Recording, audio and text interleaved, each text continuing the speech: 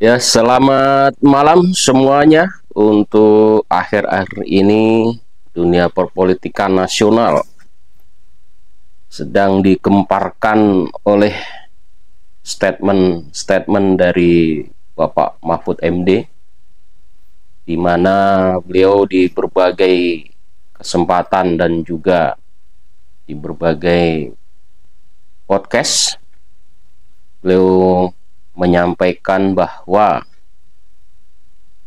pemerintahan Joko Widodo menjadi sumber ancaman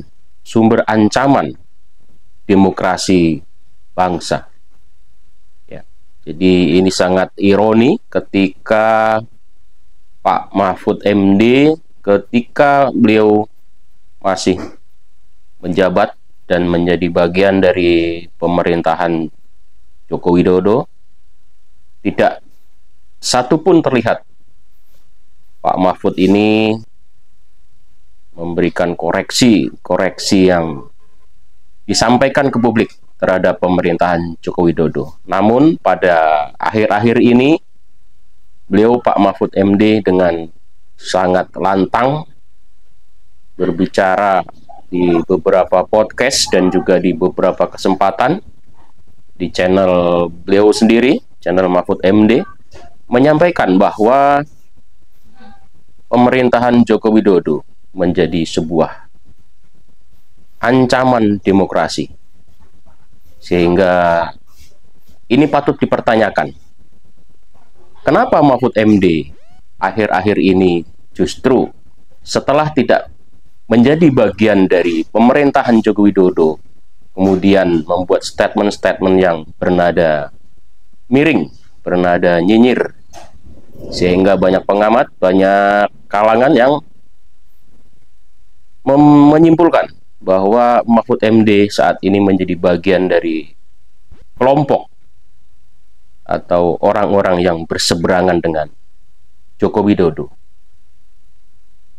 Dan kali ini ada seorang pakar, seorang filsafat yang menerangkan atau menjelaskan bagaimana sepak terjang Mahfud MD akhir-akhir ini, yang ini menjadi sebuah pertanyaan dari berbagai macam pihak, berbagai kalangan. Ada apa gerangan dengan Profesor Mahfud MD sehingga akhir-akhir ini begitu gencar, begitu masif menyerang pemerintahan Joko Widodo? Kita lihat dan kita saksikan ada seorang tokoh atau seorang filsafat yang berusaha memberikan uraian, memberikan penjelasan kepada publik tentang sosok Mahfud MD. Kita saksikan dan kita jadikan sebagai pembelajaran. Tentunya ini sebagai sebuah hal yang untuk mencerdaskan, untuk pencerahan bagi berbagai pihak dan juga untuk masyarakat secara luas. Ya, demikian. Mari kita saksikan bersama-sama.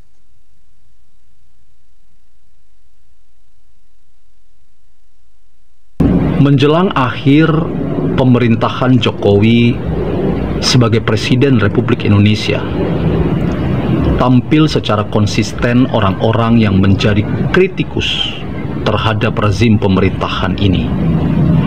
Nama-nama seperti Rocky Gerung, Refli Harun, Amin Rais, dan yang teranyar adalah Mahfud MD mencatatkan diri mereka sebagai orang-orang yang setia, melakukan kritik yang tajam terhadap rezim pemerintahan Jokowi. Tidak tanggung-tanggung, kritik mereka bukanlah kritik yang enteng. Mengapa?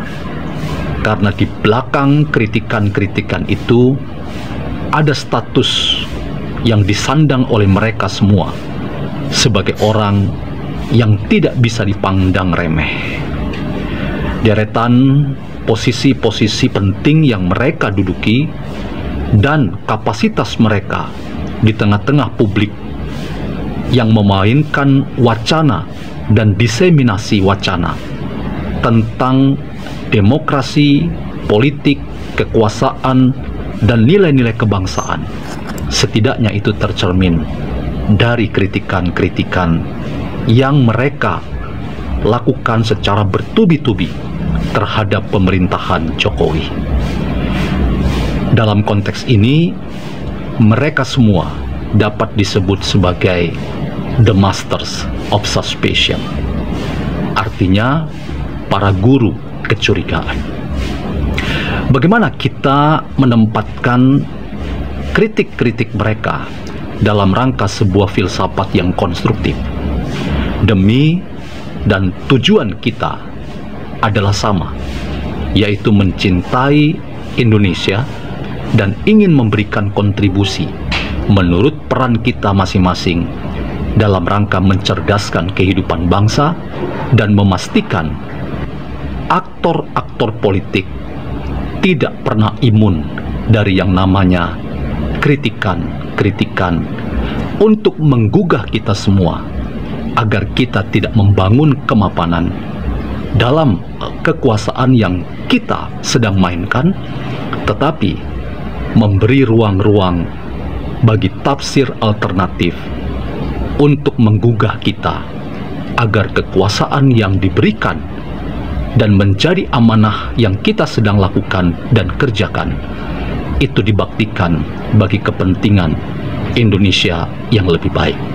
Mari kita merayakan perspektif yang kaya untuk membangun keseimbangan dalam wacana berpikir kita dalam membaca konteks politik, sosial, kebudayaan di Indonesia kontemporer. Teman-teman, sebelum saya lebih jauh mendiskusikan bagaimana kita membaca statement-statement yang disampaikan oleh para the masters of suspicion ini, izinkan saya mendiskusikan satu buku yang ditulis oleh Muhammad A.S. Hikam. Beliau adalah seorang intelektual dan cendekiawan Muslim Indonesia yang sangat otoritatif. Beliau menulis buku berjudul Demokrasi dan Civil Society yang diterbitkan oleh LP3ES dengan kata pengantar Frans Magnisuseno, terbit pertama kali tahun 1996.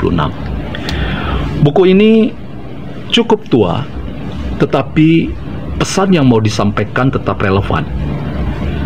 Antara lain, Muhammad A.S. Hikam hendak menantang kita berwacana tentang demokrasi, maka kita tidak pernah akan mengerti demokrasi secara baik ketika kita menjadi orang yang anti kritik. Justru demokrasi yang sehat antara lain dibangun oleh para kritikus yang setia dan konsisten mengambil peran mereka masing-masing untuk membunyikan alarm tanda bahaya. Apakah demokrasi kita betul-betul demokrasi yang mengarahkan kita semua mencapai tujuan Indonesia yang semakin baik? Ataukah demokrasi kita sedang berjalan mundur ke belakang ketika kita menjadi orang, bahkan rezim yang berkuasa menjadi rezim yang anti kritikan? Teman-teman, saya dalam kesempatan ini ingin mendiskusikan satu terminologi yang dikatakan oleh salah satu guru kecurigaan yang saya maksudkan tadi, yaitu Mahfud MD. Dalam sebuah diskusi, ia mengatakan secara terang benderang bahwa Mulyono adalah alarm bahaya bagi demokrasi Indonesia. Ia secara sadar mengatakan tidak percaya lagi pada Mulyono. Pada waktu itu diajukan pertanyaan untuk klarifikasi, siapa Mulyono yang ia katakan, yang ia maksudkan. Dan terkonfirmasi bahwa Mulyono yang dimaksud oleh Mahfud MD adalah Presiden Jokowi.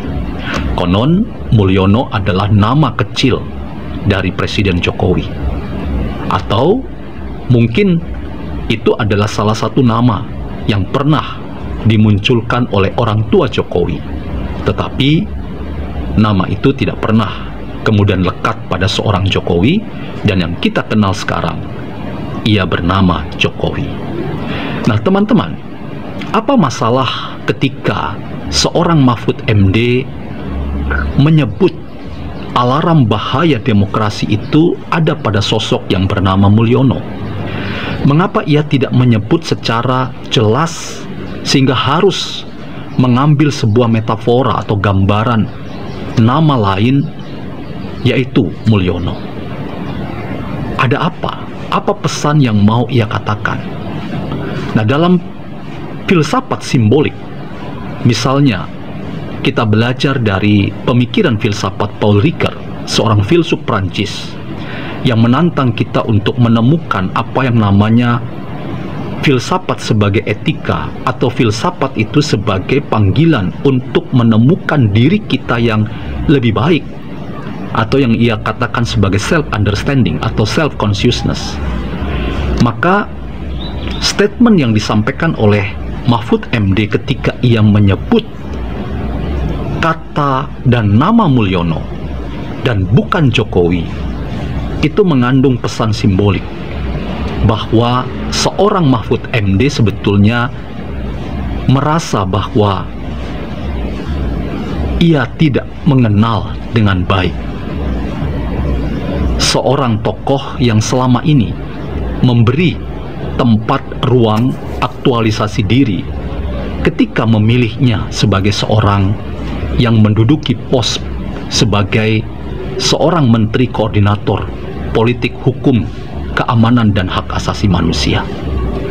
Ia lebih memilih menggunakan kata Mulyono untuk menutupi sebuah pandangan bahwa nama ini adalah nama yang bermasalah, dan karena itu nama ini mau dikatakan sebagai pihak yang paling bertanggung jawab ketimbang ia secara langsung menyebut Jokowi. Saya ingin mengatakan bahwa pengalihan nama Jokowi menjadi Mulyono itu adalah bentuk ketidakjujuran seorang Mahfud MD. Ia merasa bahwa ia tidak mengenal sosok presiden yang pernah memberi ruang aktualisasi diri ketika ia punya kesempatan untuk menjadi seorang penentu dalam diskursus politik, kekuasaan, dan keamanan yang ada di tanah air kita. Ia sengaja menggunakan terminologi Mulyono untuk memastikan bahwa orang ini sebetulnya adalah orang yang berbahaya, karena itu kita harus anggap sebagai musuh bersama. Dalam hal ini ia tidak jujur. Karena itu ia menutupi argumentasinya yang tidak pernah mengenal sosok Jokowi dengan istilah lain, yaitu Mulyono. Dalam rangka membuktikan kepakaran seseorang, yang kritisnya adalah apakah ketika ia dulu diminta oleh Jokowi menduduki pos sebagai Menko Polhukam, ia tidak pernah tahu bahwa Jokowi misalnya adalah seorang Mulyono. Mengapa ia memilih menggunakan kata Mulyono? Apa sebetulnya yang ia ingin sasar? Saya menduga dalam perspektif filsafat simbolik, ia mau mengatakan bahwa Mulyono adalah istilah yang tepat untuk melemahkan peran yang signifikan yang dimainkan oleh seorang Jokowi ketika ia memimpin Indonesia selama 2 periode. Ini adalah bukti dari apa yang disebut dalam teori itu sebagai cara mendemigrasi peran seseorang atau peran sebuah institusi politik seperti kepresidenan, lembaga kepresidenan yang tidak punya peran apa-apa dan tidak punya kapasitas yang signifikan dalam rangka kehidupan politik, hukum, keamanan, demokrasi di tanah air kita.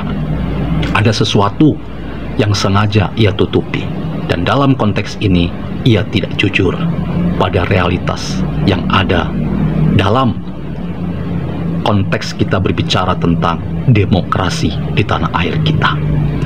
Teman-teman, inilah tantangan terbesar dalam rangka sebuah dinamika politik yang menempatkan aktor-aktornya untuk bermain dan memberi peran dalam rangka partisipasi untuk kehidupan Indonesia yang lebih baik. Kadang-kadang kita menemukan banyak aktor politik yang tidak jujur pada dirinya. Ia menutupi kesan yang di mata publik ia mau mengatakan bahwa ia tidak kenal tentang apa yang ada sebagai fakta politik. Katakanlah Jokowi, ia memilih menggunakan istilah yang lain dalam rangka memukul. Sekali lagi saya ingin katakan, ia memakai istilah lain dalam rangka memukul apa yang ia mau katakan, bahwa Jokowi adalah orang yang paling bertanggung jawab dalam rangka melemahnya demokrasi di konteks Indonesia hari ini. Dalam konteks itu, pernyataan seorang Mahfud MD, sekali lagi saya ingin katakan, perlu dipertanyakan. Apakah itu keluar dari sebuah level kepakaran tertentu sebagai seorang ahli hukum dan tata negara?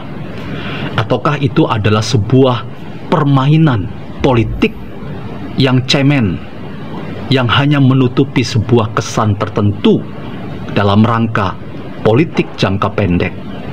Bukankah kita harus membayangkan sebagai seorang pakar, ia harus jujur mengatakan, dan harusnya seperti itu, bahwa peran yang pernah diberikan oleh negara ini melalui seorang Presiden Jokowi ketika ia boleh berperan dan berpartisipasi mengaktualisasikan dirinya sebagai seorang pejabat negara yang memainkan peran-peran signifikan dalam kehidupan berbangsa dan bernegara. Hei Mahfud MD, mengapa engkau tidak jujur dan memilih menyembunyikan apa yang sebetulnya engkau kenal pada sosok orang yang bernama Joko Widodo? Teman-teman, itukah level seorang the masters of suspicion? Kita berterima kasih tentunya bahwa ada para guru-guru kita yang selalu memberikan kritik-kritik tajam dan konsisten sampai hari ini untuk menyuarakan suara profetiknya, mempertanyakan rezim pemerintahan yang sedang berkuasa. Tetapi mengapa tidak jujur kalau itu arahnya kepada seorang Jokowi? Apakah ada agenda politik tertentu jangka pendek dengan menggunakan istilah Mulyono, padahal itu maksudnya adalah Joko Widodo? Teman-teman, level seorang guru, apalagi guru bangsa, adalah level ketika ia menggunakan istilah-istilah untuk didesiminasikan sebagai wacana publik. Ia menggunakan terminologi yang seharusnya memang itu keluar dari pengalaman yang intens, antara lain misalnya sebagai tokoh publik ketika ia punya kesempatan. Sikap Pak Mahfud MD akhir-akhir ini menjadi seorang Jokowi, pertanyaan besar dari berbagai banyak kalangan dalam pemerintahan. Sehingga karena itu banyak pihak mempertanyakan level ada apa dengan Pak Mahfud MD kembali dipertanyakan ketika sudah tidak berada dalam kekuasaan. Terlihat Bapak Mahfud MD justru menyerang, gitu, bekas bosnya, ya, bekas pimpinannya, gitu. Dan apakah ini adalah sikap dari seorang profesor? Banyak kalangan yang mempertanyakan, gitu, apakah Pak Mahfud tidak ada dalam kekuasaan dan juga tidak mendapatkan jatah kekuasaan itulah yang menyebabkan sikap dari Mahfud MD akhir-akhir ini menjadi sangat di luar prediksi dari banyak orang. Ketika berada dalam kekuasaan, terlihat baik-baik saja, terlihat sejalan dan juga seiring dengan pemerintahan Joko Widodo. Namun ketika hari ini Pak Mahfud sudah tidak ada dalam pemerintahan, nah disitulah hari ini kita bisa melihat Pak Mahfud menunjukkan siapa sebenarnya Pak Mahfud, dengan berbagai ungkapan dan juga pernyataan yang sangat luar biasa, menyerang, ya, nyinyir gitu bahkan, sehingga menyebut bahwa Mulyono, dalam tanda kutip, dalam bahasa politiknya Pak Mahfud, dikatakan Mulyono ini adalah sumber dari bencana demokrasi di Indonesia. Jadi secara eksplisit, penyebutan kata Mulyono yang sebenarnya itu diakui secara terang benderang dan sangat jelas bahwa Mulyono itu dikaitkan dengan Presiden Joko Widodo. Dan ketidakjujuran, juga ketidakterus terangan Mahfud MD menyebut Presiden Joko Widodo dengan kata Mulyono, ini juga menjadi sebuah pertanyaan di berbagai pihak gitu. Kenapa Mahfud MD justru menyerang, justru tanda kutip membuat perlawanan yang sangat gigih terhadap orang yang selama ini memberikan panggung politik kepada Pak Mahfud. Jadi menjadi sebuah pertanyaan yang banyak pihak juga bertanya-tanya, termasuk saya juga. Kenapa? Ada apa Pak Mahfud MD akhir-akhir ini menunjukkan sebuah sikap yang sungguh sangat di luar dugaan banyak orang, ya. Ya, semuanya kita kembalikan kepada masyarakat, bisa melihat, bisa menilai sendiri siapakah sosok Mahfud MD yang akhir-akhir ini muncul dengan berbagai macam komitmen serta statement yang sungguh sangat di luar dugaan banyak orang. Terima kasih.